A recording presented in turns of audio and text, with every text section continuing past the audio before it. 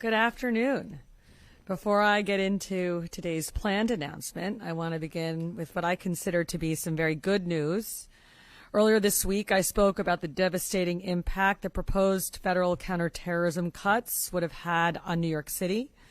I said that they represented the difference between a city that prevents the next attack and a city left exposed to it, and I meant it.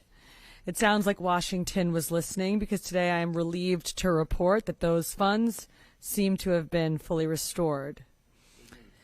This reversal ensures that the women and men of the NYPD will continue to have the resources that they need to keep the city safe from terrorism. This outcome is a recognition that New York remains the #1 terrorist target in the world, and that the NYPD plays a central role in protecting this city from those threats. I want to thank Mayor Adams, Governor Hochul, Congresswoman Nicole Malliotakis, and the entire New York congressional delegation for their bipartisan effort to make this happen. Now on to the planned announcement. Today, we are announcing the results of a long-term investigation that dismantled a drug and gun trafficking operation in the Crown Heights neighborhood of Brooklyn right after the Labor Day weekend. 7 individuals were charged as part of this case, including 2 members of the G Stone Crips and 1 member of the Bloods. This was an unusual case. Individuals with different and opposing gang affiliations who set aside rivalries to work together, united not by loyalty, but by greed and a willingness to flood one of our neighborhoods with crack cocaine and guns. This case, known as Get Sturdy, began exactly 1 year ago when investigators zeroed in on Schenectady Avenue between Lincoln Place and Park Place, a corridor long plagued by drugs and violence. What they uncovered was a group of individuals selling crack cocaine and trafficking guns right in the heart of that community. Over the course of our investigation, our undercover officer made 26 separate buys, purchasing 10 semi-automatic 9mm handguns, 4 revolvers, 6 long guns, one of which was modified to be fully automatic, and roughly 500 grams of crack cocaine. The takedown also recovered another loaded semi-automatic 9mm handgun, a large quantity of illicit drugs, including heroin, crack cocaine, and prescription pills. The takedown also recovered another loaded, 5 of the 7 defendants were arrested in the takedown, and the 2 who remain outstanding are being actively sought by our warrant section. Of those charged, 5 have prior firearms arrests, and 1 is currently on parole for criminal possession of a weapon.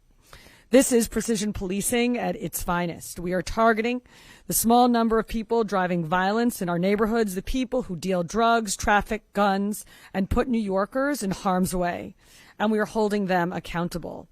This takedown is one piece of a larger strategy we've laid out for this department, a 3-part plan to keep New Yorkers safe. It starts with the strategic, data-driven deployment of thousands of officers. It continues with gang takedowns, where we dismantle the crews that drive disorder in our neighborhoods. And it means getting guns off the street, as we did here, seizing rifles and handguns before they could be used in crimes. And the results are clear. New York City had the fewest shooting incidents for the first 9 months of any year in recorded history. For the year-to-date, shootings are down more than 20%, their lowest levels ever, shattering the previous record by 20 fewer incidents.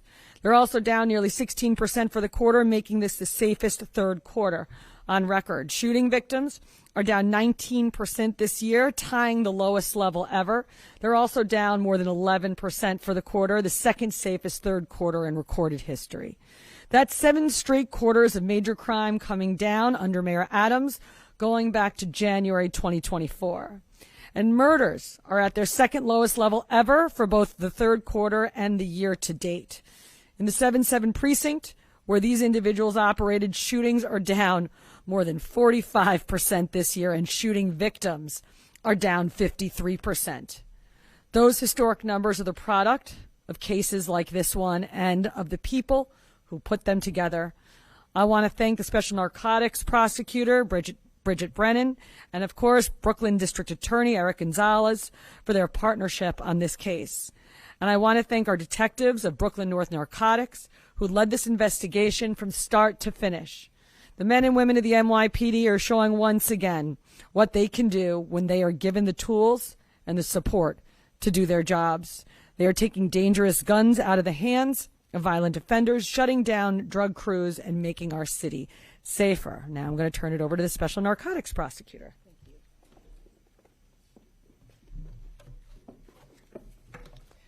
Good afternoon. Thank you very much for being here. I think it's important that the city hear about the good work that we're doing. And thanks to the Commissioner for her insights and for emphasizing the importance of this kind of long-term investigation, particularly involving undercover work, and our united goal to reduce violence in the city and reduce it by reducing the access to guns and drugs, because the two so often are found together. This investigation could not have been successful without all of the participants here. Our year-long collaboration, including excellent investigative work by the NYPD, it included Special Narcotics securing wiretaps and search warrants, all under the oversight and guidance of the Brooklyn District Attorney, Eric Gonzalez, and his office. And I want to recognize our Assistant District Attorneys, too, because they do not get enough recognition, and nor do the other people who work so hard on these cases. So I'm going to call out Assistant District Attorneys Kane Young and Christopher Forrest, who work closely with the NYPD officers for more than a year on this. They secured wiretaps and search warrants and provided guidance to assure not only do we have the evidence that we need, but it will hold up in court. The investigation succeeded with oversight from Janine Rouser, Trial Bureau Chief, and the work of investigative analyst Daniel McBride and paralegal Sonia Hyra, who are also present today. Thank you for your hard work. The agencies we represent here are dedicated to protecting the safety and security of all who live in the city. And the 7 arrests we announced today and the seizures of 21 total guns and a pound of narcotics will make that neighborhood much safer. Dwayne Sales is accused of heading a loosely connected drug and gun sales group that operated round the clock, plaguing local businesses and residential streets.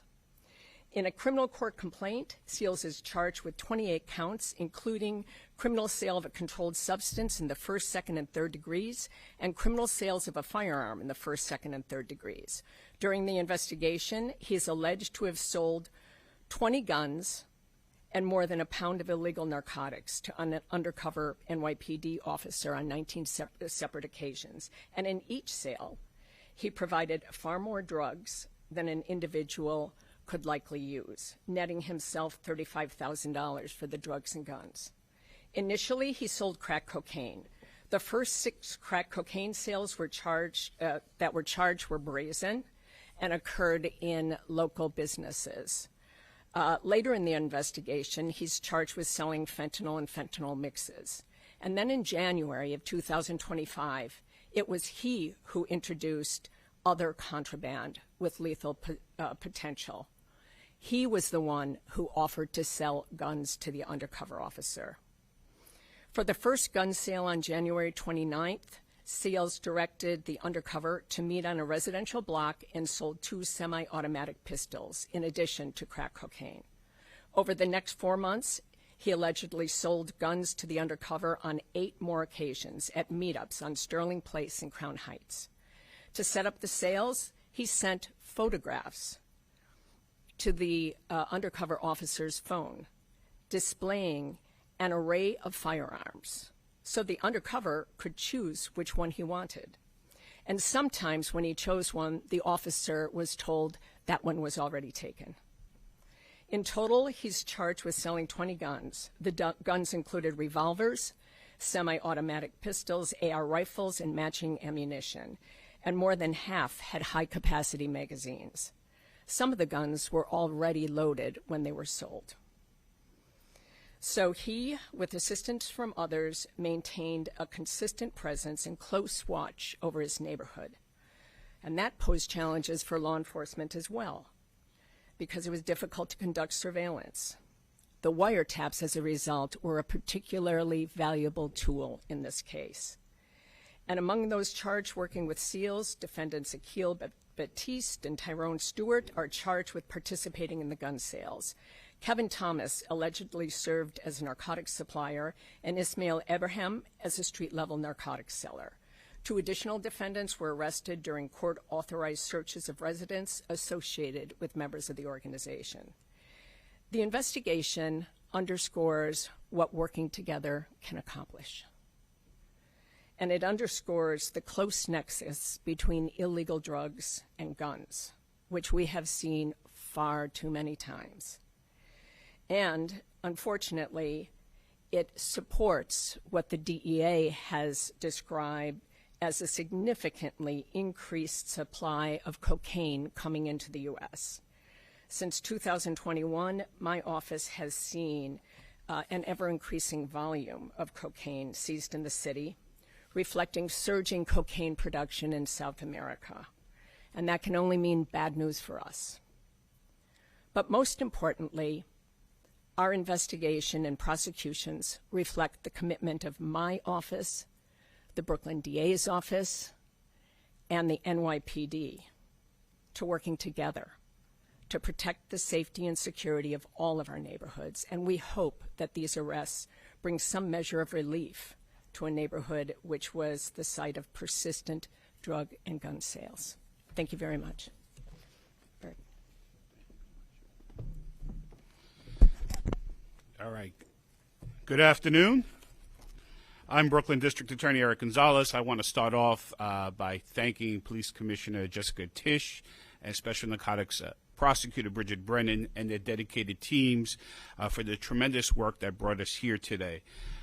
This partnership that you're seeing before you is a wake-up call to the bad guys out there in the street who think that law enforcement can't work together. These are special narcotics prosecutors that come from the Manhattan DA's office, the Brooklyn DA's office, and other DA's offices, working with the great detectives of Brooklyn North Narcotics to unravel this prolific drugs-selling team. You know, they sold a lot of drugs, a lot of damage, and we all know that there's been a number of fatal overdoses across our country and our city, and although the numbers are down this past few years in New York City, these overdoses continue to plague us. And so they were selling cocaine and heroin. It was not pure. It was mixed up with a lot of different other drugs. These were dangerous drugs. And just the narcotics piece alone has made our community safer. But here, as you see before you, you see firearms. And as the commissioner said, and Special Narcotics Prosecutor, very brazenly, the defendant offered to sell more guns. And I want to applaud the NYPD for having the courage to take the time to build out this trafficking case, because we could have arrested him on the first gun, but we need to make sure we're figuring out where these guns are going, where they're coming from, and the trafficking ring. And these guns no doubtly make Weeksville in Brooklyn, Crown Heights safer. Commissioner detailed the great progress that the NYPD has had in driving down crime in this city. It's really remarkable. I hope people don't take it for granted, because while crime may be reduced across the country, this is becoming the safest big city in America. And I want to give a thank you to the women and men in my office and the Special Narcotics Prosecutor who worked around the clock. Wiretap work is very difficult. I had the opportunity to supervise the prosecutors and the detectives who worked on those cases to make sure that this case came together, and I want to say thank you to them. These guns that are off the street clearly mean our community is safer. And some of these guns are, tricky. There's guns that are defaced. They're high, magazines that can put 20, 30 rounds. I think that you see that there. They're the assault weapons. One of those assault weapons has been modified to make it fully automatic. Another way to think about that is it's a machine gun. And so this is work that has kept our community safe. Brooklyn last year had the safest year in its history in terms of shootings. And we're on track this year to beat those numbers by double digits. Homicides are down in the county to record lows, as the commissioner said. In the history of the county, we're down 24% year to date. And so we're making a lot of progress. And as a person who cares a lot about gun violence growing up in East New York, these are the cases that make us safer. And so to all the bad guys out there who think they can pull a fast one, the police department and all the prosecutors will get together, including some of our federal partners, to make sure that we come after you and we bring you down, we hold you accountable, and we send you to prison. So congratulations to all of you for this great takedown. Thank you. Okay, folks, we're using on-topic questions. Any on-topic questions? Margo. Is it clear where the suspects got their guns from, and have any of the guns been linked to any acts of violence? As of right now, we're still going through that. We're going to be doing full traces on these guns. Obviously, they were not manufactured in New York. They come from down south. With the assistance of a Joint Firearms Task Force and the ATF, we will do full traces on these guns to see the point of sale and the point of origin where these guns started out. Any particular state over another, or is it a mix? No, it's a mixture. How unusual is it that Crips and Bloods are working together to It's not unusual, actually. It's when it comes down to it, red and blue, they care about green, and when it comes to money, they'll get together to make that cash.